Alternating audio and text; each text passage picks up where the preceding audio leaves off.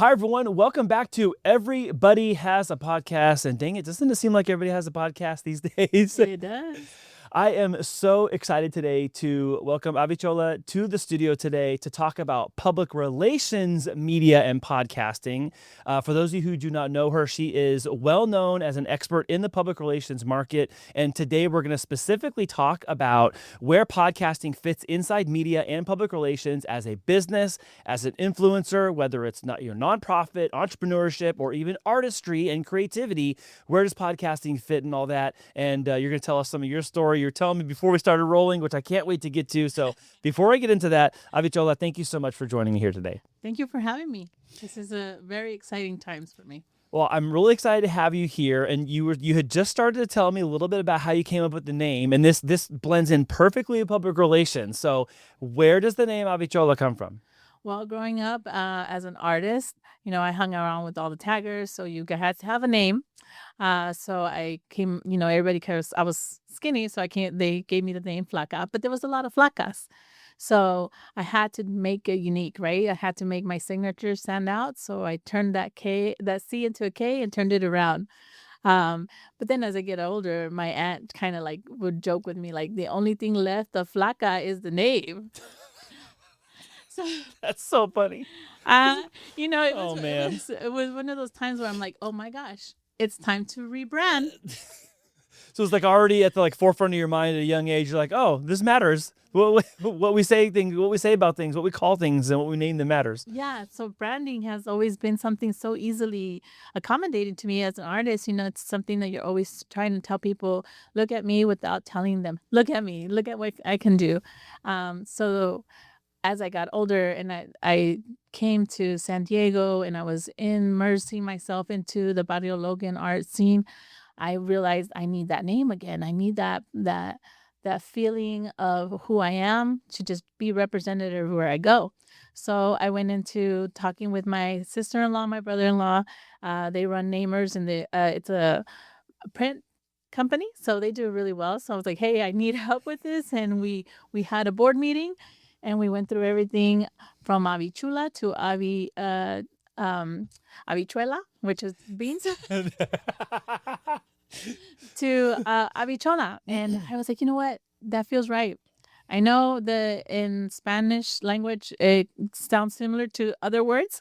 So we want to be careful, but it is Avichola. Yeah. And it resonated with me because as a young artist, as a young Latina, I was placed into this kind of, you're a chola, or you're going to be a chola, or you're not going to graduate without having a kid first. Like, those were the stigmas and the stereotypes that were loaded onto me, And for a long time, I was like, oh, what makes you think that of me? Like, what am I giving off that makes you think of that of me?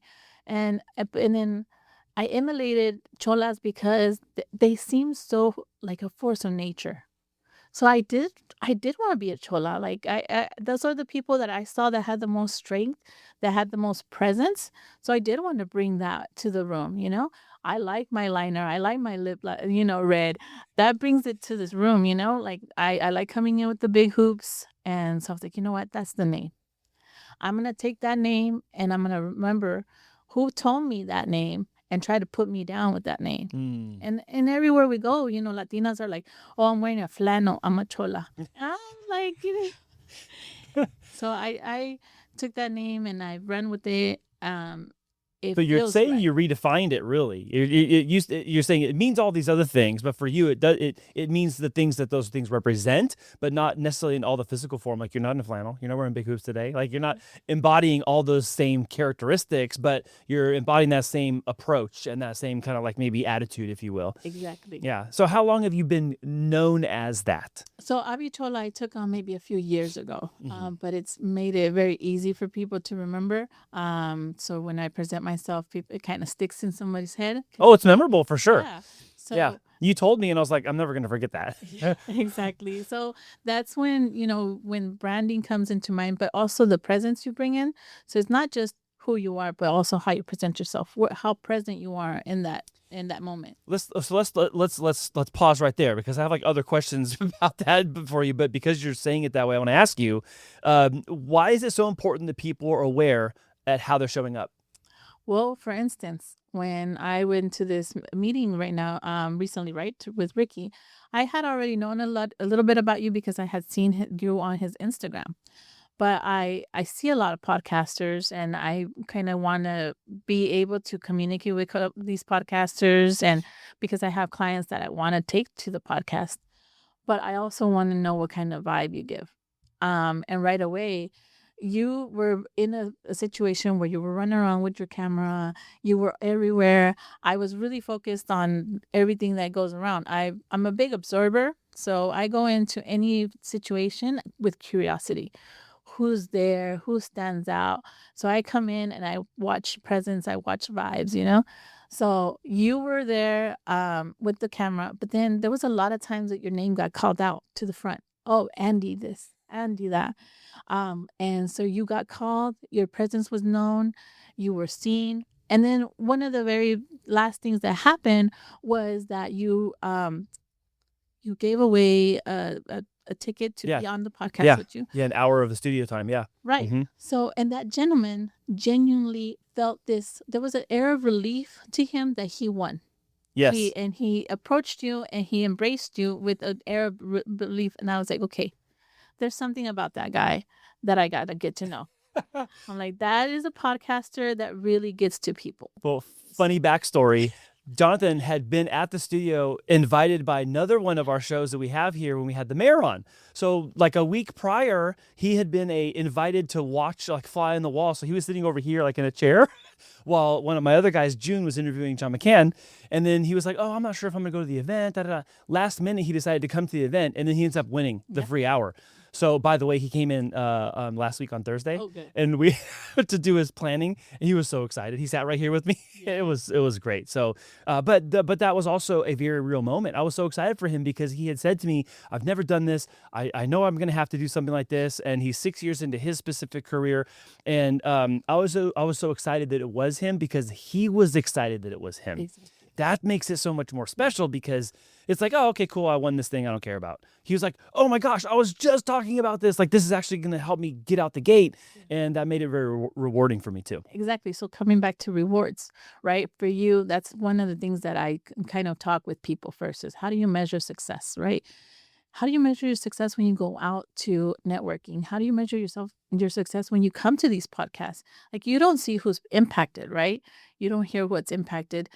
But when you go out, how do you see that you've impacted people? Well, it doesn't really at networkings, you meet a lot of people and you tell them, yeah, let's connect, let's connect. Sometimes it's not even the connection. It's the people that continue to follow you. And even when you're no longer, let's say, in real estate and you go into public speaking, you've made such a big impact in that person that they still continue to follow you because your story is still true to you. So a lot of times we want to, market and sell our business, but we forget that the person is who we are, is going to follow us in anything we do. Mm-hmm. And that's where consistency lies. A lot of people think, oh, consistency, you have to do the same thing over and over and over again. A lot of times consistency is being in that same person, being in that same story, having your why always represented in everything you do. So do you have a time frame, and you may or may not, so this is like a total random question here. Do you have a timeline for how long you've been aware of how you're showing up as Avichola? For you, has it been 3 years? Has it been 15 years? Like how long have you been conscious that, oh, I'm going to show up this way in these places? I think it just has always been something that's come natural. And I was talking to a couple of friends that are in very visible positions.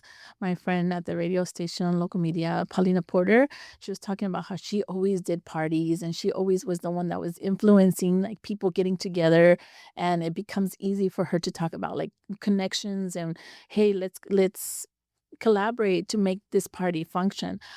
So when I was a kid, I was always I was looking at advertising, at commercials, and I was mimicking them. And I love going to Mexico because the commercials in Mexico were just so much funnier. So my thing has always been I liked being present. I liked seeing how people were creative, and it just came kind of naturally for me to be with somebody and be like, hey, this person can do this person can do that, this person has learned how to do this. Because I had been so curious into their life, now it became so easy to know exactly what this person Yeah. was. And so it just, I flowed into it. I didn't even know about it. But the biggest impact was when I was 19, 18 years old. I was working for the Air Force Reserves, Mm. and I was really going to school for architecture. I really wanted to get architecture. And it's when I really found out how badly the schooling that I had come from didn't prepare me, you know? And I had never really took that into account because I was like, I don't care. I'm going to do what I want to do. It doesn't matter who messed me up. It doesn't matter what wasn't there for me. I'm going to find the resources that are available for me. And I say this, that I was really just always looking for resources that were available for me. And I felt like that was what kind of drove me into going into the Air Force and working there.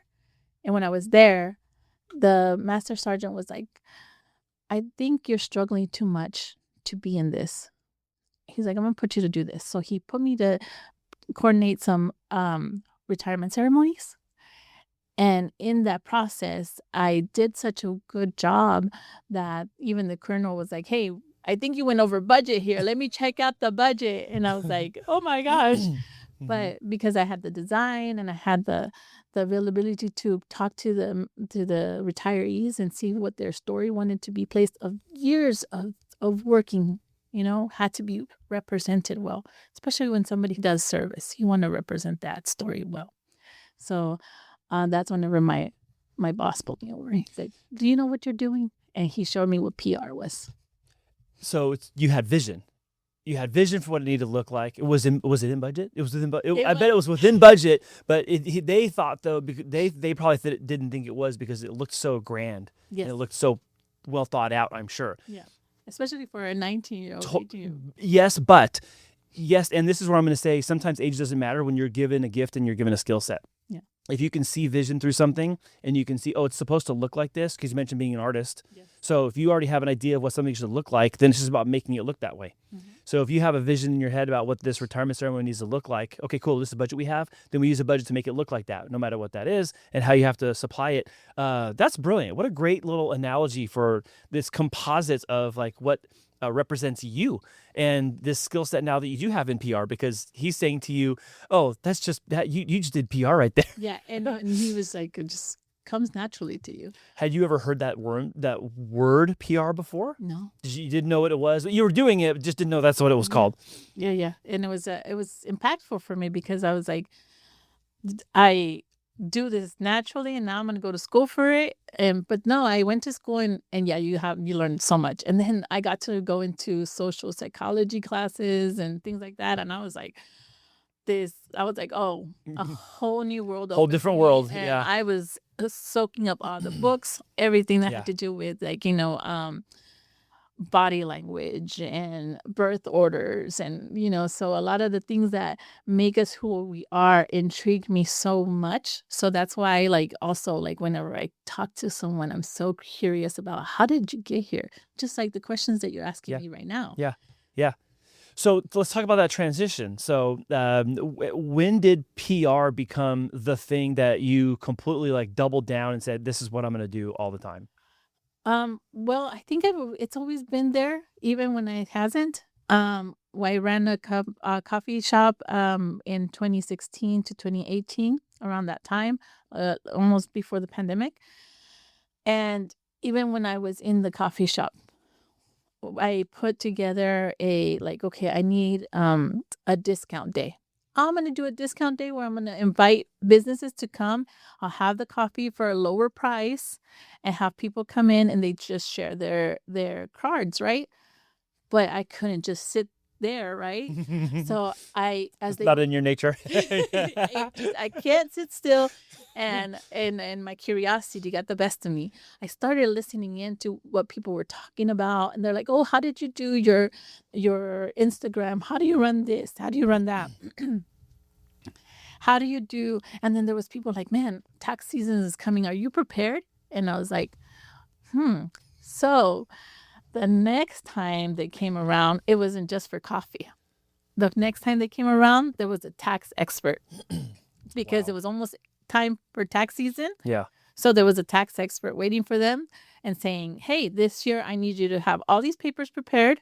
And then next year there's laws that are changing. So you need to have this and this and this. And this is how charge for your mileage. This is this, prepare them, right?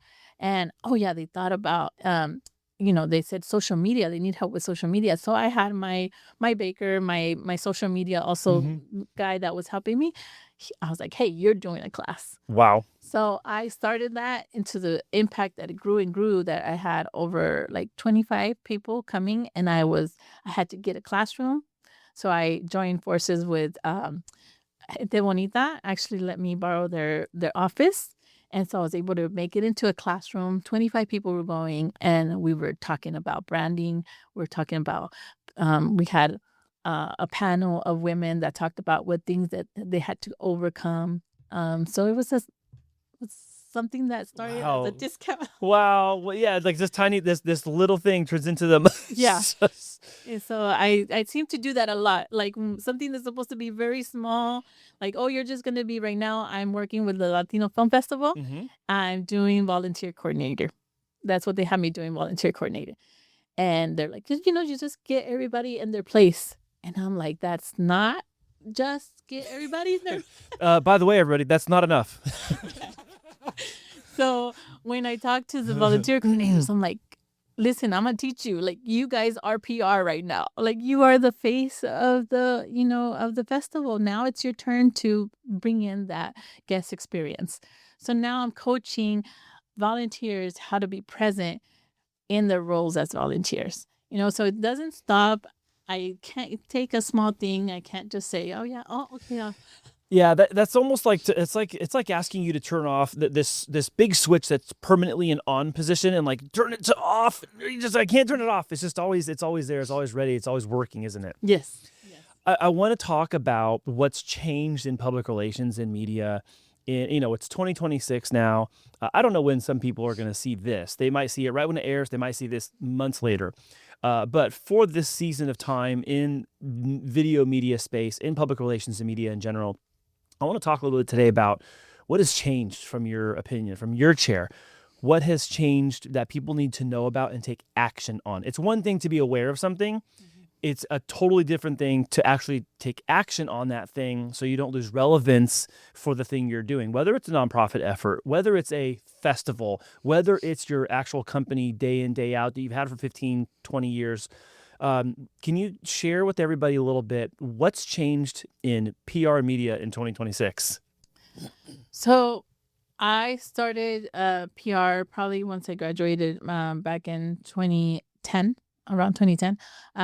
And when going into PR, it was very structured, right? You wanted to do press releases. We learned press releases nonstop all the time. I loved publications, so that was my minor. So I went into a lot of publications. I wanted to be with where the editorials were. Fashion editorials are my niche. That I love that. But everything's going digital now, right? Everything's online. Everyone's online. Everyone's focused on making sure their social media, their websites are present, are visible, and that's great. We want that. That's marketing. You want to have that visibility, but without trust, where does that visibility go? But then PR builds trust, but without visibility, it doesn't grow. So both of those go hand in hand.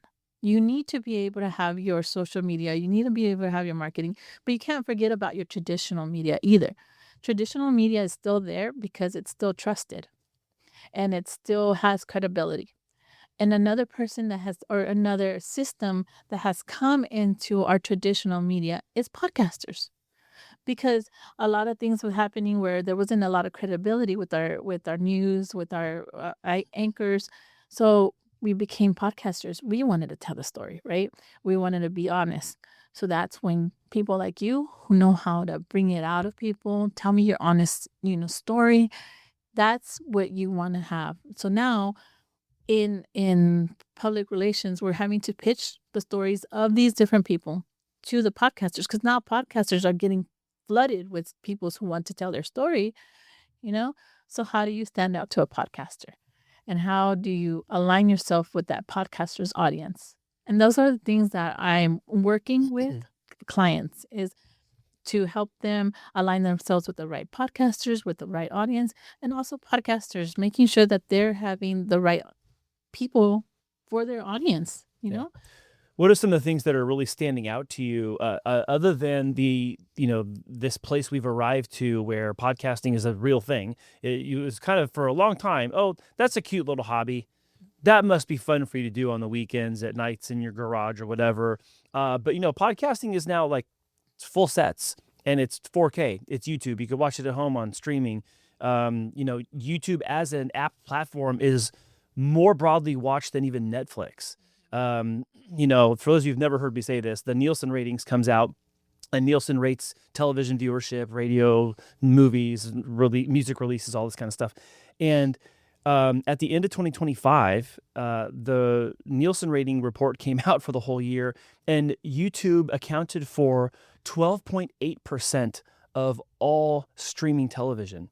And Netflix was number 2 at 8.3%. Like statistically way behind in second place. Like I think Disney and Hulu was like 4%. Like together, Disney and Hulu was like 4%. This whole podcast thing is completely changed as far as its standards, but also in its relevance. And one thing I know I've learned from talking to you, even just so briefly, was like podcasting is a part of people's game plan now. It has to be getting yourself into shows that are aligning with you, your vision, your purpose, your goal, what you're doing for amplification. But also it reverse validates even the host and the show you're on, just like you and I are doing right now. Everybody has a podcast show exists so people who don't have a podcast can hear people like them who've maybe had the same struggles they've had and barriers for entry to start, to hear other people that had their day one too, and they had some point where they started. And you're validating the idea that podcasting is a thing people do by even being here and talking to me today. But you're also helping share the message to everyone who's still sitting around thinking about it. And that's okay to sit around thinking about it. But there's places like mine and others that are available. I don't care if you use us or not. Just go start the thing. It's always what I tell people. I don't care where you go. Just go start. So what are you seeing right now with the people that you are placing in shows? How is this helping them? What should people expect when they start doing podcasting? Well, definitely a lot of jitters. A lot of jitters because you're telling your story and you're being very vulnerable, and you don't, it's not a 5-second or a 4-minute segment that you get to tell people, I have an event and this is who I am. You have that for your regular like station. The news hits. Yeah. You're having 30-minute conversations with someone, and you're trying to not make sure that there wasn't any empty spaces, and you're making sure that your pauses are long enough, that you're not oversharing or over talking. So there's a lot of vulnerability that comes with being on a podcast, because you're sharing your story, and the podcaster, if they're a good podcaster and they're really curious and they really want to know, they're going to ask you some questions that's going to really make you think, right? So that's going to get you out there visibly. And people, what they see in the podcast is your vulnerability, your truthfulness, so as long as you're continually telling your story the same way, in that same vulnerability throughout your podcast, I think that's what's valuable. Yeah. I think that's what brings a lot of value to podcasts. When you're talking to people and encouraging them to go on shows, what are some of the pushbacks you get from people? What do they say to you? Because I understand you say, oh, hey, you're going to go do this media hit because you have an event coming up or a fundraiser. Like, okay, I understand. I have to not be nervous for long enough to go on the news and say the thing, and then I'll be off the news and I'm okay. What kind of hesitations are you hearing people talk about when it comes to sitting as a guest on a show? Well, we go back to that consistency. What if I'm not always doing this? What if I'm not always in realty? What if I'm not always going to be a director of fashion? What if it doesn't pan out? What if this is the one event that hits and then I don't have anything else? Then people are only going to see me on podcasts for this, and then I disappear. Isn't that true for anything? Whether you do the show or not, isn't that still true though? Exactly. You could do the event one time, and you're on the podcast or not. You do the event once, and then you do it never again. Like, there's still this chance happening whether you do the show or not. So is that a reflection of there being some is it a risk of embarrassment? Is that what you think it is? Yes, it's a risk of embarrassment and a risk of showing failure because we value success as far as like, okay, I'm succeeding in this one path continuously until I'm ready to retire or until like, I pass away. Mm-hmm. Right. So, and then people can talk about how successful I was in this path and continually. Yeah. And that's been one of the most hardest paths for me as well as a mom. I've had to stop my career a couple times because I have children. They come first. I decided that those were my priorities. So having to, like right now, I had my children that they got sick. So there was a couple of appointments I had to cancel and things like that. And I'm like, oh, I I feel like I don't have that consistency and everything's not, I don't have that. I always have, my time is always changing. I have to be flexible. Um, so I feel like a lot of people feel like consistency is key, yes, but it doesn't always have to be in the same approach or in the path. It has to be in how often you place yourself in the right places. That every time you do get a chance to be present, you make it intentional and you make it sure that it's because that is going to follow you in any path you go. So I have I'll share my opinion. I want your feedback. I tell people when they are hesitant about maybe being inconsistent, I tell them, yes, consistency is important, but what's more important than that is doing shows and airing them as often as you choose, not as often as everyone's telling you should. I don't have a prescription for how often you should be doing a show. It depends on what you want to talk about and who you want to have as guests and how often you want your audience to hear from you and what your schedule will accommodate.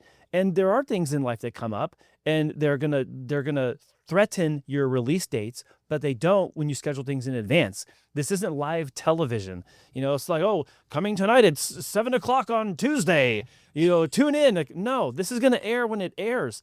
That's also one of the benefits of that. So I tell people, on one hand, your consistency of distribution is important, but you're not locked into a framework because it's a little bit like the Wild Wild West in podcast land. You can kind of air episodes whenever you want. What would you say about that? So with podcasts, I feel like I typically go for topics. So I'm not following a podcaster day by day, I'm following the podcaster based on the topic or the audience that I want to look for, So I'm going to go to Emo Brown is one of my favorite. And so I'll go to their podcast when I know that, hey, I know an event is coming up. I want to hear what that person behind the event, what they're doing, how they're presenting themselves. And, I love how they do the banter and things like that. So it makes it fun, And then we talked about Pam con Café. Yeah. She's also very fun. It's a lot more serene. She talks a lot more, quiet. So when I want that quiet space. So podcast for me is more like a vibe. How am I feeling? What am I going to listen to today? And that's just me. Thank you for saying that. Again, that was not a staged question, actually. I'm glad that you said that because I have people that hesitate because they think they're supposed to be someone different before they start a show. Like, oh, I have to be this completely different person before I get on the microphone or get on camera or whatever. Like, no. We want you to be you because we are joining for the topic, not because of your hairstyle or your makeup or your clothes, unless you're doing a fashion and a makeup show, okay? If you're doing a hair, makeup, and fashion show, then yes, absolutely, you got to be like all put together. If it's not that, we just want you to be you and talk about the things that are important to you. I say this all the time. You don't know this. I have a property management podcast we do here. It's about property management. Are you looking to property management for entertainment value? No. But the people who are inheriting 5 properties from their parents who deceased and don't know what to do with them and don't want to manage them are looking for someone to have help from. And that's why they're doing it. They're doing it because topically it's important to somebody. And so when it's important to somebody, he's like, oh, I just want to be here ready and waiting because I have all these qualified people to help with property management, not just me as the host. Yeah. And so he invites all these other people around property management to come and be his host to talk about the concept. So when people need their help, they know they have an entire team behind them. Yeah. It's so like smart. Their pest control episode. Oh, yeah. Yeah. Oh my gosh. We had a podcast here about bees. And it was all about beekeeping, safe removal of bees from places they're not This supposed to is be, so interesting. harvesting honey. It was fascinating. And then they put me in a suit. And the day after the podcast, I went to a bee removal and I was like in a bee suit, holding a camera with the gloves and everything. I was like, man, I don't want to get stung. There were tens of thousands of bees at this. Oh man, it was crazy. They cut the floor open and like they opened it and it was just honeycomb and bees, like a lot. That's a little bit much. Yeah, and I was fully covered. Some of the other pest control people, they're tough. Yeah. So they were like, "Oh, I'm good or whatever," and Yeah. I'm in there with the whole thing on. Yeah, I follow a beekeeper lady, and yeah, she's a strong lady. But yeah, so going back to that, I think it's just right now that's the awesomeness of having podcasts is that you don't have to get stuck and you don't have to binge watch. So you're not sitting there, you're not gonna miss an episode, or you're not gonna miss unless you know there's podcasters that have segments, then you follow the segment along. Yeah. But you're not like, nobody's gonna be unless you have a team that's also gonna be listening to the same things. It's not a book club that you missed a chapter. Right. So in the context of doing public relations and media for people, like as a service, how are you telling them to extrapolate value from the podcast itself? So they go on the podcast, they're a guest, they're going to be aired whenever the show's aired, but your client is the guest. Where else are you putting segments from that podcast after it airs? So we did a lot with the fashion show at the beginning of the year. I did a fashion show in January, and so we did a couple of podcasts. And what I really worked with those podcasts was, first of all, some of the beginning podcasts was to help my director of the fashion show get more comfortable, and then afterwards, I helped place her in the right position. So now I'm using clips to do her reels or to do certain things to show that how she presents on podcast, how she presents on radio, and things like that. So now I can use those as clips for her to continue to be on radio or be on TV. And this is someone that's always been on TV, but she's coming back. Yeah. So now her visibility needs to be seen again. So part of that takeaway for everyone is reps, like just getting in the reps, like having practice doing this is part of that. The other part is maximizing where you can use clips from the show for your visibility. And then beyond the visibility part, and I hope I hope you all hear this, there's a level of established trust and credibility that happens once you're continuously seen in the same spaces over time. There's this saying that you have to tell someone something 7 times before they'll buy, or you have to like sell them 7 times before they'll say they'll buy. There's I don't know what the number is in podcast and digital spaces, but there's got to be some ratio where, well, they've got to hear from you 20 times before they believe that you actually do the thing you keep telling me you do. Yeah. It's like we've done so many hundreds of shows now. If anyone still wonders whether we do podcasts or not, I'm like, you live on a different planet at this point. We're doing like 30 to 40 a month, but outside of that, no, we don't do podcasts at all. We do them all the time. So I'm saying that point very deliberately because I want you to remember that you can't just do one and done. Like, go on as many shows as you can that are in alignment, like what you're saying, with alignment with what you're doing, what you're saying, what you stand for, what your values are, and where you need to be positioned. There are plenty of hosts around town that are looking for qualified guests. Do not disqualify yourself because you think you are. If someone says you're not a good fit for their show, let them tell you that. But don't disqualify yourself from being chosen and coming onto a show like this and having a conversation like this. And that's where PR comes in. I pitch you to the podcasters. I pitch your story, I pitch your ideas, and the podcasters get to say, hey, yeah, I can align with that, And yes, one of the best things is to have kind of like a campaign, like a tour. You're going to go tour because every podcast has their different audience. And a lot of times the podcasters are not going to be specific about, the same questions. They're going to ask you different questions, but then you're still going to show the same person who you are in all the podcasts. You're going to show your vulnerability. You're going to show your true self. You're going to show your story.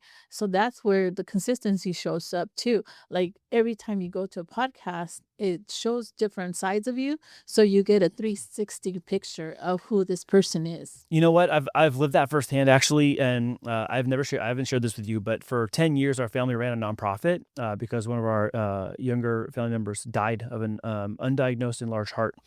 And so we would do an annual fundraiser every year called Christian's Big Heart. And it was to raise money to do free heart screenings for teenagers in San Diego. And we would always hit the news station. So one of our relatives is Tommy Sablon at KUSI. And so Tommy would always put us on the news. But when you're going to KUSI at 5:30 in the morning on a Saturday, it's like, okay, hey, you got this 3-minute hit piece. And it's like, you're just doing the hit. But it's like, that doesn't tell the whole story. But then when we sit here and it comes up on a show and we talk about Christian's life and we talk about why we're doing it and we talk about the resistance we've had to lobby for public change in the medical system and this and that, then we get to say more of the whole story and the full context of the story. When we're on the news, it's like, hey, here's how you can get involved. Here's how you can participate. Here's where to donate. Here's where to show up. And here's where the event's happening. It's like really, really quick. And it's not that it lacks depth. It's that there's not enough time to go into all the context, but that context really matters. So if you are in a situation where you have something coming up and you need to hit the PR campaign circuit like you're talking about, yeah, you're going to have to do some like real short form, mid form, and even some long form so people can get the whole thing. Exactly. Yeah. You want to have that 360 storyline where people who actually feel like, I know this person, I'm going to go help this person.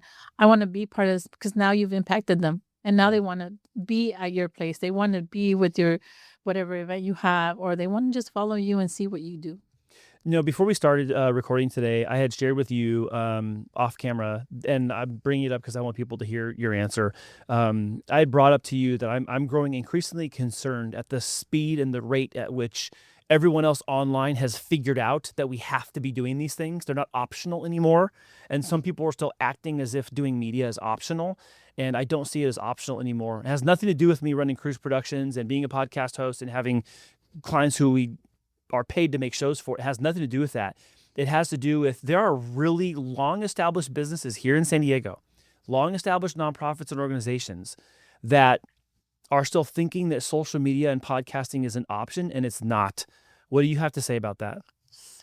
Well, if they're trying to create visibility and they're trying to break into the credibility, so you're trying to be credible, you're trying to feel like, you want that people to trust you. This is where you show vulnerability. So in podcasts is where you show vulnerability. Again, you're not just showing this is my company, this is who I am, this is what I do.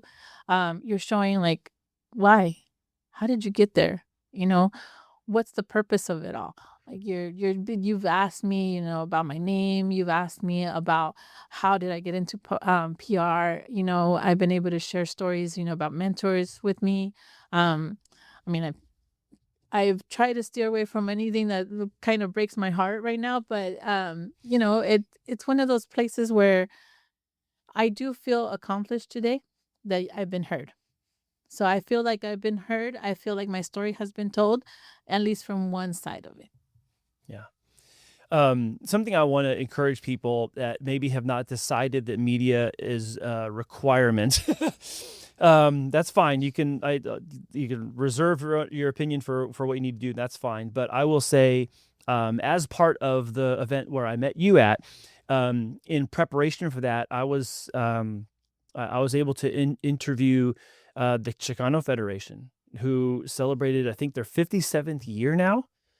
And they have a full-time social media person doing content media, not just because of social platforms, but like doing content media from a PR angle and a media angle specifically to talk to the community about the services they have.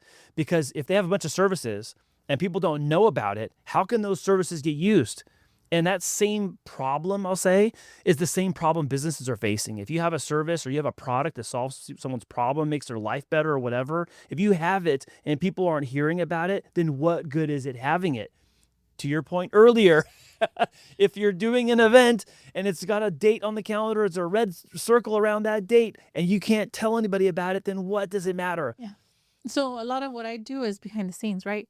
So up to now, with the fashion show, it really launched me forward in visibility. And I realized I can no longer sit and be the person that's writing the press releases, the person that's doing, making you look good. Like, so with that said, I had to jump forward in a lot of ways, and tell my story too. Like I'm the one that's behind here. I'm doing this because I was sitting there and doing a lot of things, and a lot of people were like, "You do so much, nobody knows."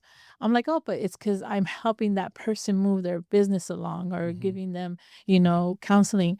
And I've called myself the muse before.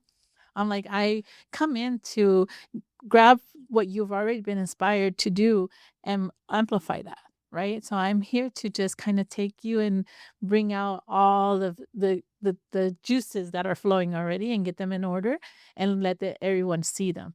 So I've always taken that kind of step back, even though I everywhere I go, there's no way I've not seen.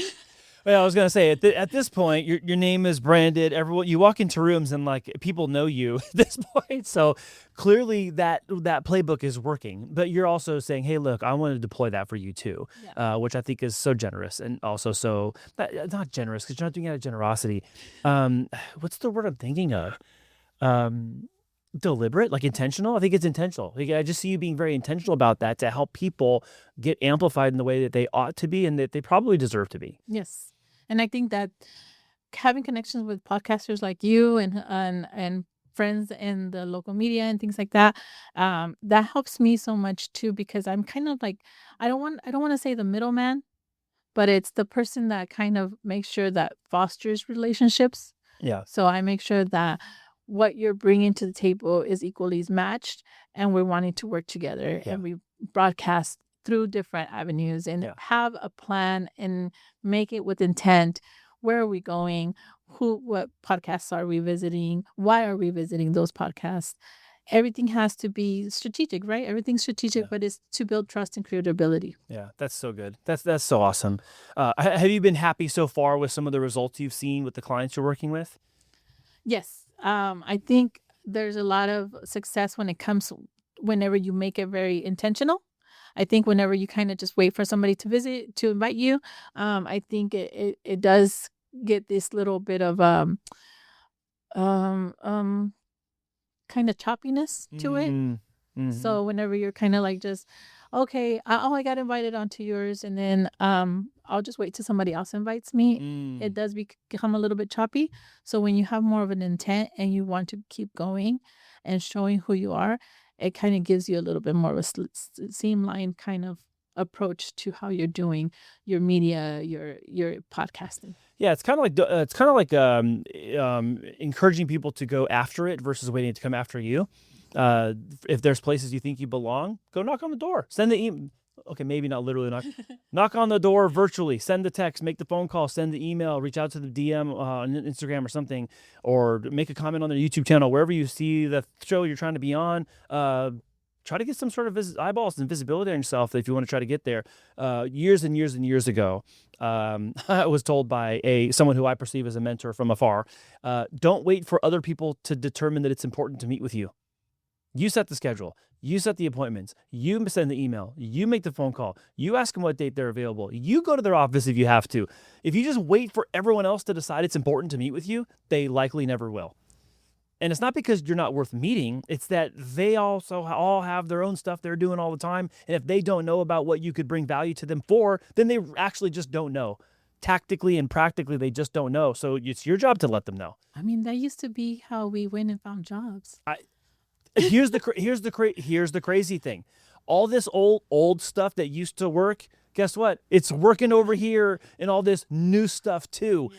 It's all these analog things that we used to do are making their way back big time. It's so I mean, we're doing this in person. Right. Yes, it's online right now, but we're doing this in person. We're not doing this remote. I'm not using Zoom for this or FaceTime or whatever. And it started by me asking you, I want to see your podcast. Yeah. Well, and you even mentioned you're right when we met, you were like, I had people I put on podcasts, and you knew that I had a studio here. You'd see me do the interviews with Ricky and promoting the events. So clearly we have a space, and you're like, well, if I'm going to put someone in this space, I need to see it first. So good on you as a consultant, as an expert in their corner. But also, this is something where mutually the people you talk to, they're a good fit for doing things here. Great. I want to talk to those people.